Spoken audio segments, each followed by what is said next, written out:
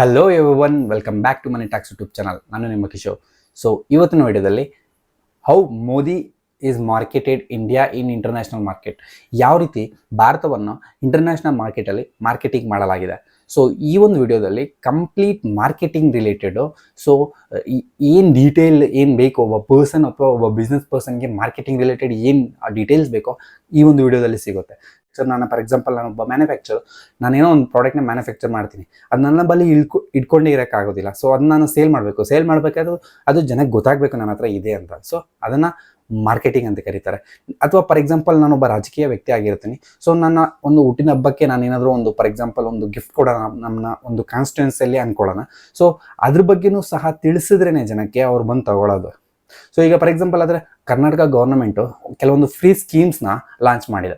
So ಆ ಒಂದು schemes ಜನಕ್ಕೆ ಗೊತ್ತಾದ ನಂತರನೇ ಅವ್ರು ಓಟ್ ಆಗಿ ಅವ್ರನ್ನ ಗೆಲ್ಲಿಸಿ ಮತ್ತೆ ಅವ್ರು ಬಂದ ಮೇಲೆ ಅವ್ರು ಕೊಡ್ತಾರೆ ಅನ್ನೋ ಒಂದು ಇದರಿಂದನೇ ಇದು ಮಾಡಿದ್ದು. ಸೊ ಆ ರೀತಿಯಾದಂತಹ ಕೆಲವೊಂದು ಮಾರ್ಕೆಟಿಂಗ್ಸ್ ಇರುತ್ತೆ.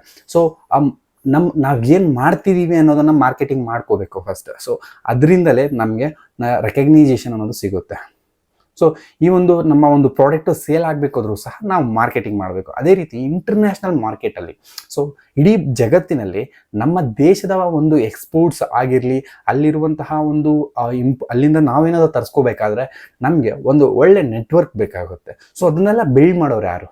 ಸೊ ಈ ಒಂದು ಪ್ರಕ್ರಿಯೆಯನ್ನು ನರೇಂದ್ರ ಮೋದಿ ಸರ್ ಅವರು ಮಾಡಿದ್ದಾರೆ. ಸೊ ಲಾಸ್ಟ್ 1 ಡೆಕೇಡಿಂದ ಅಬ್ಸರ್ವ್ ಮಾಡಿದ್ದೀನಿ. ನಾನು ಹೈಸ್ಕೂಲಲ್ಲಿದ್ದಾಗ ಸೊ ನನಗೊಂದು ಇನ್ಸಿಡೆಂಟ್ ಆಗಿತ್ತು. ಸೊ ಕಂಪ್ಲೀಟ್ ಡೀಟೇಲ್ಸ್ನ ಶೇರ್ ಮಾಡ್ತೀನಿ ಇದರಲ್ಲಿ. ಸೊ ಯಾವ ರೀತಿ ನರೇಂದ್ರ ಮೋದಿ ಸರ್ ಅವರು ಇಂಟರ್ನ್ಯಾಷನಲ್ ಮಾರ್ಕೆಟ್ಸಲ್ಲಿ ಇಂಡಿಯಾನ ಮಾರ್ಕೆಟಿಂಗ್ ಮಾಡಿ ನಮ್ಮ ಒಂದು ಇಂಡಿಯಾಗಿರುವಂತಹ ಪೊಟೆನ್ಷಿಯಲ್ನ ಅವ್ರಿಗೆ ತೋರಿಸ್ಕೊಟ್ಟು, ಸೊ ನಮ್ಮ ಒಂದು ಸರ್ವೀಸಸ್ನ ಅವ್ರಿಗೆ ಸೇವ್ ಮಾಡೋದಾಗಿರಲಿ ಅಥವಾ ಅವ್ರ ಕಡೆಯಿಂದ ನಮಗೇನಾದ್ರು ಬೇಕಿದ್ರೆ ನಾವು ತೊಗೊಳ್ಳೋದಾಗಿರಲಿ. ಸೊ ಈ ರೀತಿ ಪ್ರಕ್ರಿಯೆಯನ್ನು ತುಂಬ ಅಚ್ಚುಕಟ್ಟಾಗಿ ಮಾಡಲು ಸಹಕಾರ ಈಗ ಏನಿದೆ, ಸೊ ಅದಕ್ಕೆ ಹಿಂದಿನ ಕನೆಕ್ಷನ್ಸ್ ಏನಿತ್ತು, ಸೊ ಹಿಂದೆ ಅದಕ್ಕೆ ಎಷ್ಟು ಪರಿಶ್ರಮ ಪಟ್ಟಿದ್ದಾರೆ, ಸೊ ಅದ್ರ ರಿಲೇಟೆಡು ಇವತ್ತು ಹೇಳಕ್ಕೆ ಹೊರಟಿದ್ದೀನಿ. ನೀವು ಕೇಳ್ಬೋದು, ಏನು ಜಿಯೋ ಪೊಲಿಟಿಕ್ಸ್ ತೊಗೊಂಡ್ಬಿಟ್ಟಿದ್ಯಾ, ಸೊ ಬಿಸ್ನೆಸ್ ಅಥವಾ ಈ ಒಂದು ಕಂಟೆಂಟ್ ಮಾಡ್ತೀನಿ ಅಂತ ಹೇಳ್ಬಿಟ್ಟು. ಜಿಯೋ ಪಾಲಿಟಿಕ್ಸು ಸ್ಟಾಕ್ ಮಾರ್ಕೆಟ್ ಮೇಲೆ ತುಂಬಾ ಇಂಪ್ಯಾಕ್ಟ್ ಮಾಡುತ್ತೆ. ಅದೇ ರೀಸನ್ನಿಂದನೇ ಈ ಒಂದು ಕಾನ್ಸೆಪ್ಟನ್ನು ತಗೊಂಡಿದ್ದು. ಸೊ ಈ ಒಂದು Jio politics completely 100% stock market ನಮ್ಮ ಒಂದು ಫೈನಾನ್ಷಿಯಲ್ ಇನ್ಸ್ಟ್ರೂಮೆಂಟ್ಸ್ ಮೇಲೆ ಡೆಫಿನೆಟ್ಲಿ ಇಂಪ್ಯಾಕ್ಟ್ ಅನ್ನೋದು ಬೀಳುತ್ತೆ. ಸೊ ಈ ಒಂದು ರಿಲೇಷನ್ಶಿಪ್ ಯಾವಾಗ ಚೆನ್ನಾಗಿರುತ್ತೋ ಇಂಟರ್ನ್ಯಾಷನಲ್ ಮಾರ್ಕೆಟ್ಸಲ್ಲಿ, ಸೊ ಅವಾಗ ನಮ್ಮ ಮಾರ್ಕೆಟ್ಸು ತುಂಬಾ ಚೆನ್ನಾಗಿ ಪರ್ಫಾರ್ಮ್ ಮಾಡುತ್ತೆ. ಆ ಕಾರಣದಿಂದಲೇ ಈ ಒಂದು ಟಾಪಿಕ್ನ ತಗೊಂಡು ನಮಗೆ ಇಂಟರ್ನ್ಯಾಷನಲಿ ಜಿಯೋ ಪಾಲಿಟಿಕ್ಸಲ್ಲಿ ಯಾವ ರೀತಿ ಸ್ಟ್ರೆಂತ್ ಇದೆ, ಸೊ ಅದನ್ನು ಬೇಸ್ ಮಾಡಿಕೊಂಡು ಯಾವ ರೀತಿ ನಾವು ಇಂಪೋರ್ಟ್ ಬಿಸ್ನೆಸ್, ಎಕ್ಸ್ಪೋರ್ಟ್ ಬಿಸ್ನೆಸ್ ಎಲ್ಲ ಮಾಡ್ತಿದ್ದೀವಿ, ಸೊ ಅದರಿಂದ ನಮ್ಮ ಒಂದು ಕಂಟ್ರಿಗೆ ಬರ್ತಿರುವಂತಹ ಅಡ್ವಾಂಟೇಜಸ್ ಏನು. ಸೊ ಮೊದಲನೇದಾಗೆ 2014ಇಂದ ಸ್ಟಾರ್ಟ್ ಮಾಡ್ತೀನಿ. ಸೊ ನಾನು ಆ ಒಂದು ಸ್ಟೇಜ್ನಲ್ಲಿದ್ದಾಗ ಹೈಸ್ಕೂಲ್ಗೆ ಹೋಗ್ತಿದ್ದೆ. ಸೊ ಆ ಒಂದು ಟೈಮ್ನಲ್ಲಿ ನಮ್ಮ ಒಂದು ಪ್ರಧಾನಮಂತ್ರಿಗಳಾದಂತಹ ನರೇಂದ್ರ ಮೋದಿ ಸರ್ ಅವರು ಆಗ್ತಾನೆ ಪ್ರೈಮ್ ಮಿನಿಸ್ಟರ್ ಆಗಿದ್ರು. ಸೊ ಅದಾದ ನಂತರ ಅವರು ಆಲ್ಮೋಸ್ಟ್ ಎಲ್ಲ ಇಂಟರ್ನ್ಯಾಷನಲ್ ಟ್ರಿಪ್ಸ್ ಅನ್ನೋದು ಹಾಕಿದ್ರು. ಸೊ ನಾನು ಅನ್ಕೊತಿದ್ದೆ, ಏನಪ್ಪ ಈ ಒಬ್ಬ ಮನುಷ್ಯ ಈಗ ಬಂದುಬಿಟ್ಟು ಬರೀ ಇಂಟರ್ನ್ಯಾಷನಲ್ ಟ್ರಿಪ್ಸ್ ಮಾತ್ರ ಮಾಡ್ತಿದ್ದಾರೆ, ಸೊ ಇದರಿಂದ ಯಾರಿಗೂ ಉಪಯೋಗ, ನಾವು ಕಟ್ಟೋ ಟ್ಯಾಕ್ಸಲ್ಲಿ ಯಾವ ರೀತಿ ಎಂಜಾಯ್ ಮಾಡ್ತಿದ್ದಾನೆ ಅನ್ಕೊತಿದ್ದೆ. ಸೊ ಅದು ನನಗೆ ಆ ಟೈಮಲ್ಲಿ ಅರ್ಥ ಆಗಲಿಲ್ಲ. ಸೊ ಮೊದಲನೇ ಪಾಯಿಂಟ್ ತಿಳ್ಕೊಳ್ಳಿ, ನೆಟ್ವರ್ಕ್ ಬಿಲ್ಡಿಂಗ್. ಸೊ ಈ ಒಂದು ನೆಟ್ವರ್ಕ್ ಬಿಲ್ಡಿಂಗಿಂದಲೇ ಸೊ ಒಳ್ಳೆ ಮಾರ್ಕೆಟಿಂಗನ್ನು ಮಾಡ್ಬೋದು ನಾವು. ಈ ಒಂದು ನೆಟ್ವರ್ಕ್ ಬಿಲ್ಡಿಂಗಿಂದ ಸೊ ಆವತ್ತಿನ ದಿನ ಅಷ್ಟೊಂದು ದೇಶಗಳನ್ನು ತಿರುಗಿ ಬಂದಂತಹ ಒಬ್ಬ ಪ್ರಧಾನಮಂತ್ರಿ, ಸೊ ಅಲ್ಲಿ ಹೋಗಿ ಸುಮ್ಮನೆ ಕಾಫಿ ಚಾಯ್ ಕುಡ್ಕೊಂಬಂದು ಅಂದ್ಕೊಂಡಿದ್ದೆ ನಾನು. ಸೊ ಅಲ್ಲಿ ಅವರು ನೆಟ್ವರ್ಕನ್ನು ಬಿಲ್ಡ್ ಮಾಡ್ಕೊಂಬಂದವ್ರೆ. ಪ್ರತಿಯೊಂದು ದೇಶದಲ್ಲೂ ಹೋದಂತರು ಅಲ್ಲಿ ಹೋದಂತಹ ಒಂದು ಸಮಯದಲ್ಲಿ ಅವರ ಒಂದು ಒಡನಾಟ ಅವ್ರ ಜೊತೆ ಹೆಚ್ಚು ಮಾಡಿಕೊಂಡು ಅವ್ರ ಹತ್ರ ಯಾವ ರೀತಿ ಬಿಸ್ನೆಸ್ ಡೀಲ್ಸ್ ಆಗಿರಲಿ ಅಥವಾ ಯಾವ ರೀತಿ ನಮ್ಮ ಒಂದು ಪಾಲಿಸೀಸ್ನ ಇಂಪ್ಲಿಮೆಂಟೇಷನ್ ಆಗಿರಲಿ, ಫಾರ್ ಟ್ರೇಡ್ ರಿಲೇಟೆಡ್, ತುಂಬಾ ಡಿಪ್ಲೊಮ್ಯಾಟಿಕ್ ರಿಲೇಟೆಡು, ಸೊ ಅಲ್ಲಿ ಡಿಸ್ಕಸ್ ಮಾಡಿಕೊಂಡು ನೆಟ್ವರ್ಕನ್ನು ಬಿಲ್ಡ್ ಮಾಡ್ಕೊಂಡು ಬಂದಿದ್ರು. So over A period of ಒಂದು 4 to 5 years ನಮ್ಮ ಜೊತೆ ನೆಟ್ವರ್ಕ್ ಆ ರೀತಿ ಬಿಲ್ಡ್ ಆದಮೇಲೆ, ಸೊ ಆ ಒಂದು ಟ್ರಸ್ಟ್ ಅನ್ನೋದು ಒಂದು ಕಂಟ್ರಿ ಮೇಲೆ ಬಿಲ್ಡಪ್ ಆಗುತ್ತೆ. ಸೊ ಆ ಬಿಲ್ಡಪ್ ಆದ ನಂತರ ಅದರ ಮೇಲೆ ನಾವು ಬಿಸ್ನೆಸ್ ಮಾಡಲಿಕ್ಕೆ ನೋಡ್ತೀವಿ. ಸೊ ನೀವು ಕನ್ಫರ್ಮ್ ಮಾಡ್ಕೊಳ್ಳಿ, ನಮಗೆ ಬಿಫೋರ್ 2014ಇಂದಲೂ ಆಫ್ಟರ್ 2014 ಆದಮೇಲೂ ಸೊ ನೆಟ್ವರ್ಕಿಂಗ್ ಅಂದರೆ ನೀವು ವಿದೇಶಗಳ ಜೊತೆ ಇರುವಂತಹ ಸಂಬಂಧಗಳನ್ನು ನೋಡೋದಾದ್ರೆ ತುಂಬಾ ಇಂಪ್ರೂವ್ಮೆಂಟ್ ಆಗಿದೆ. ಸೊ ಇದನ್ನು ನೆಟ್ವರ್ಕ್ ಬಿಲ್ಡಿಂಗ್ ಅಂತ ಕರೀತಾರೆ. ಮಾರ್ಕೆಟಿಂಗಲ್ಲಿ ನೆಟ್ವರ್ಕಿಂಗ್ ಇದ್ದರೆ ತುಂಬಾ ಎಕ್ಸಲೆಂಟ್ ಆಗಿ ನೀವು ರೀಚ್ ಆಗ್ಬೋದು.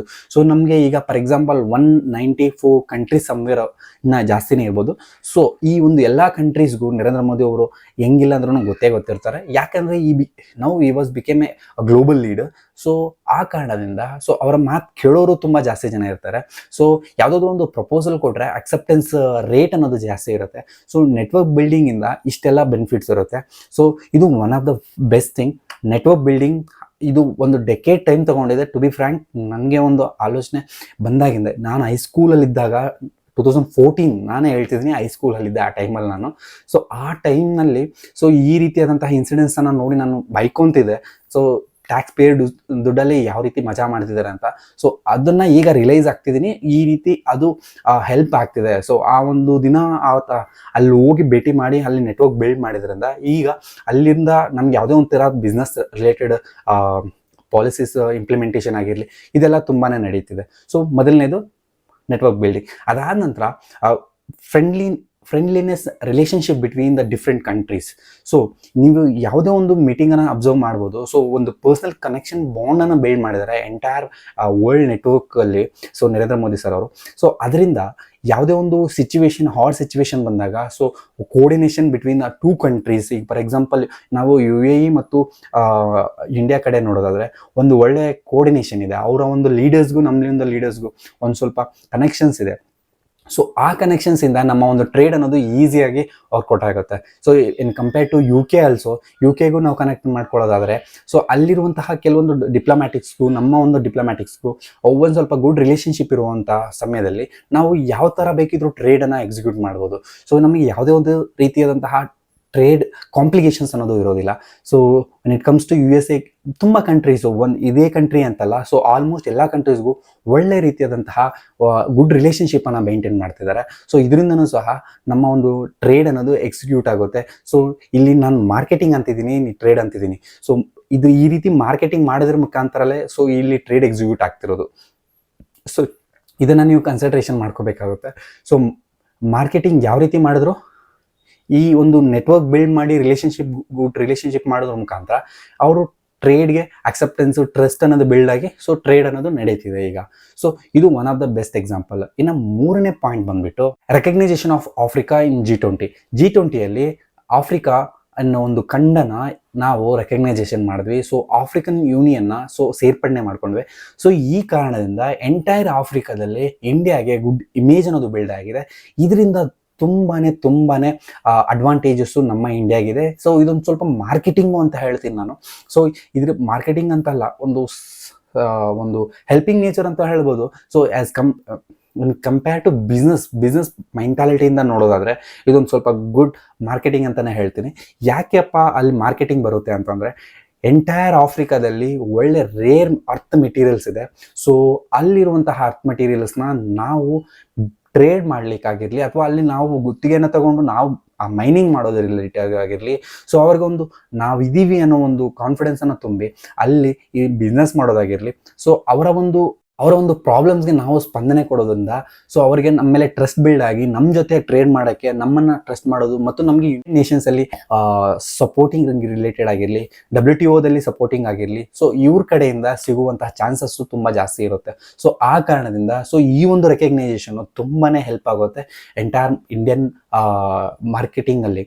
ಸೊ ಇನ್ನು 4ನೇದು ಬಂದುಬಿಟ್ಟು so promoting our strengths international ಮಾರ್ಕೆಟಲ್ಲಿ ಪ್ರತಿಯೊಂದು ಸಾರಿ ಸಹ ಯಾರೇ ಹೋಗಿರಲಿ, ನಮ್ಮ ಇಂಡಿಯನ್ ಡಿಪ್ಲೊಮ್ಯಾಟ್ಸ್ ಆಗಿರಲಿ, ಜೈಶಂಕರ್ ಸರ್ ಆಗಿರಲಿ ಅಥವಾ ಒಬ್ಬ ಫಾರಿನ್ ಡಿಪ್ಲೊಮ್ಯಾಟ್ ಆಗಿರಲಿ, ಸೊ ನಮ್ಮ ದೇಶದಿಂದ ಬೇರೆ ದೇಶದಕ್ಕೆ ಹೋದಂತಹ ಪ್ರತಿಯೊಬ್ಬ ಡಿಪ್ಲೊಮ್ಯಾಟು, ಈವೆಂದು ಪ್ರಧಾನಮಂತ್ರಿ ಆಗಿರಲಿ ಯಾರೇ ಆಗಿರಲಿ, ಪ್ರತಿಯೊಬ್ಬರು ಸಹ ನಮ್ಮ ಒಂದು ಪೊಟೆನ್ಷಿಯಲ್ ಸ್ಟ್ರೆಂತ್ಸ್ ಏನಿದೆ ಅಂತ ಶೋಕೇಸ್ ಮಾಡ್ತಿದ್ದಾರೆ. ನಿಮ್ಗೆ ಅರ್ಥ ಆಗಿರುತ್ತೆ ಏನು ನಮ್ಮ ಪೊಟೆನ್ಷಿಯಲ್ ಸ್ಟ್ರೆಂತ್ಸ್, ನಮ್ಮ ಒಂದು ಮ್ಯಾನ್ ಪವರ್ ಆಗಿರಲಿ, ನಮ್ಮ ಒಂದು ಸ್ಕಿಲ್ ಸೆಟ್ ಆಗಿರಲಿ, ಲೋ ಕಾಸ್ಟ್ ಲೇಬಲ್ ಆಗಿರಲಿ.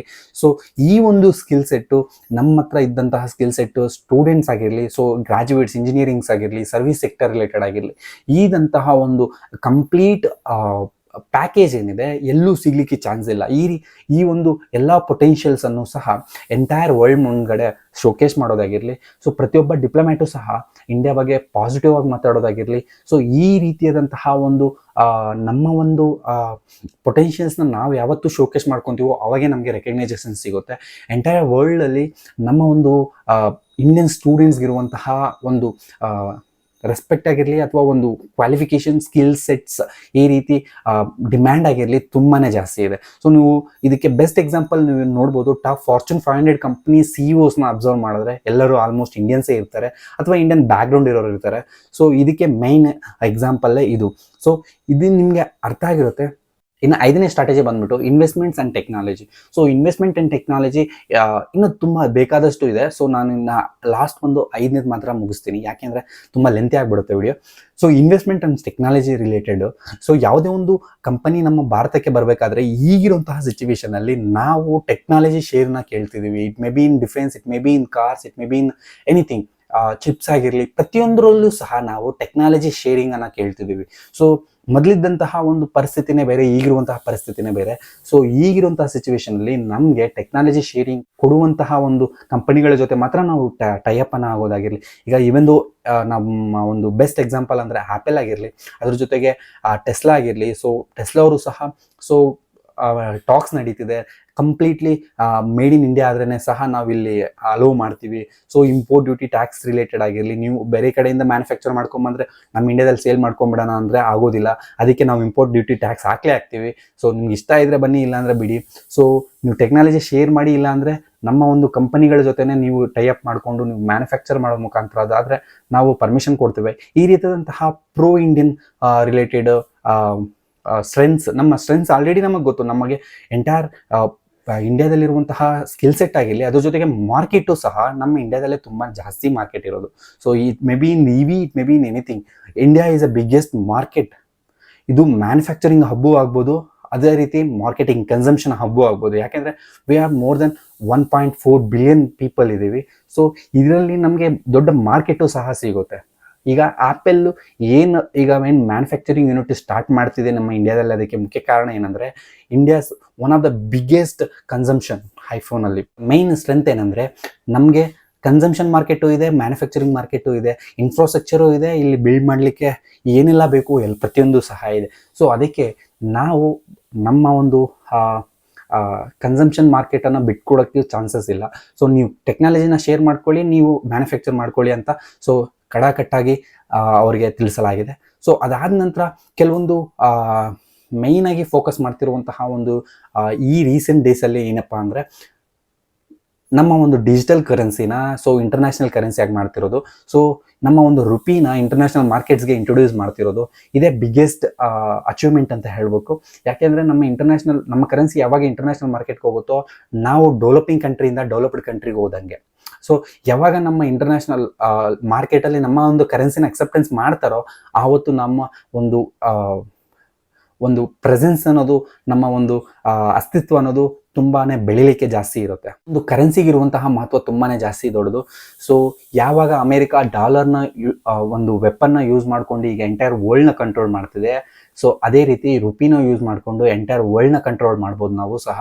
ಸೊ ಅದೇ ರೀಸನಿಂದ ಸೊ ಈ ಒಂದು rupee introduction to international market is an amazing product. ಅದ್ರ ಜೊತೆಗೆ UP ಆಗಿರಲಿ, ಇದ್ರ ರಿಲೇಟೆಡು UAE ಜೊತೆ ಟೈಅಪ್ಸ್ ಆಗಿರಲಿ, ಕೆಲವೊಂದು ವೆರಿ ಗುಡ್ ಇನಿಷಿಯೇಟಿವ್ಸ್ ಅನ್ನೋದು ನಡೀತಿವೆ. ಸೊ ಈ ಒಂದು ಇನಿಷಿಯೇಟಿವ್ಸ್ ಎಲ್ಲ taken marketed by Modi sir ಅಂತ ಹೇಳ್ಬೇಕು. ಎಲ್ಲ ಶ್ರಮ ಪಟ್ಟಿದ್ದಾರೆ, ಬಟ್ ಮಾರ್ಕೆಟಿಂಗಲ್ಲಿ ಸೊ ನನಗೆ ಗೊತ್ತಿದ್ದಂಗೆ one of the best prime minister. So ನಾನು ಪರ್ಸ್ನಲಾಗಿ ಬೇರೆ ಏನೂ ಕಮೆಂಟ್ ಮಾಡ್ತಿಲ್ಲ, ಮಾರ್ಕೆಟಿಂಗ್ ಮುಖಾಂತರ ಮಾತ್ರ ನಾನು ನಿಮಗೆ ತಿಳಿಸ್ತಿದ್ದೀನಿ. One of the best prime minister. ಇವ್ರನ್ನ ಬಿಟ್ಟು ಬೇರೆಯವರು ಮಾರ್ಕೆಟಿಂಗ್ ಮಾಡಲಿಕ್ಕೆ ಚಾನ್ಸೇ ಇಲ್ಲ ಈ ರೇಂಜ್ಗೆ. ಸೊ ಇವರ ಒಂದು 110% ಕೊಟ್ಟಿದ್ದಾರೆ.